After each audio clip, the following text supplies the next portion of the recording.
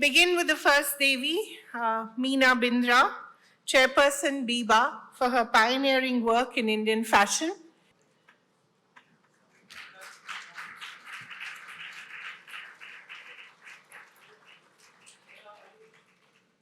Meena ji, may I ask you a question?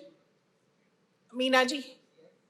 Yeah, I wanted to ask you, when you began, I think it was the early 80s, was there a lot of, what was the kind of reaction you encountered? Was there condescension? Was there support? And was it really out of your living room or out of the garage, as a lot of entrepreneurship started out there? of my living room. Out of your living room. No, there was no opposition. There was a little bit of support from my husband. He wasn't sure I am capable of it. So he got me a loan of 8,000 rupees. I didn't have any 8,000? money, yes. From the syndicate bank, and that's how I started. Wow. Thank you very much. And it's been an amazing journey. Thank you so much for being with us today. Okay, congratulations, ma'am, for winning the award. First of all, how are you feeling after winning the award? I'm feeling very happy, very proud. I feel it's a big recognition for my brand, Biba. Okay. So I take it as a recognition for my brand.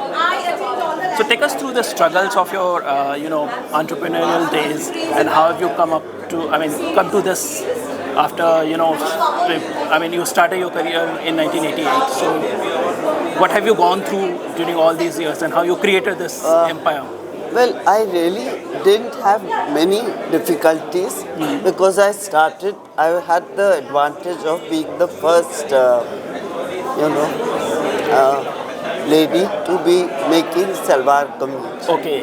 And in fact, people didn't even know what is a salwar kameez in Bombay. A lot of them used to refer to them as Punjabis.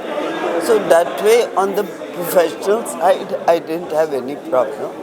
I started doing very well from day one.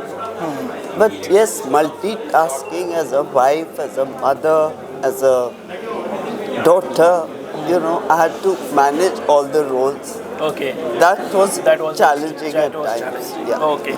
So, for present day entrepreneur, what if they had to draw some lesson from your career and your life?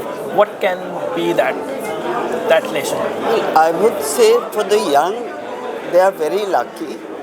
They have so many opportunities, so many new business, so many new careers that they shouldn't have hesitations. They should go for whatever they feel they want to do. Okay. And with the right focus and hard work, they'll be successful. So they shouldn't have self-doubt. Okay, so ma'am, this could be an interesting and tricky question for you. But the new generation of startups, they come up with an ideas, they get funding, easy funding, then they burn cash, and then they go to exchanges, they list their companies. So, what is your view of this trend of listing companies that are not yet making profit? Well, the companies are not profitable. There could be multiple reasons. Okay. It may not necessarily be the intention of the person who's doing the startup. Maybe at some point they run out of money and they need more money. But yes, I feel if they are getting into something, it should be for long term. Long term. Not short term. Okay. But Any work? Sorry? So do you think that nowadays it is easier to raise fund than in your days? I should think so. In my days, there was no way to raise funds. The banks won't just give loan. I also started with a loan of rupees 8,000. Yes. Which my husband managed to get from Syndicate Bank. So there was no other way to raise money. Okay. Nowadays, yes, there is a culture of startups. It's easier to get funding. There are a lot of venture capitalists. There are a lot of people wanting to invest in a good idea or a good business, which wasn't there. It wasn't there then. Okay. That I'm talking of 81, 82.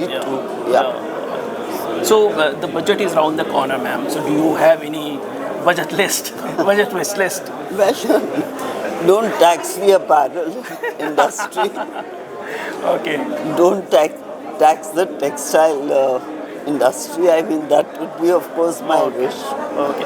Thank you, It's ma'am. already going through a challenge. Yeah. So I guess we want all the help from the government. Thank you, ma'am. Thanks for talking to us and congratulations.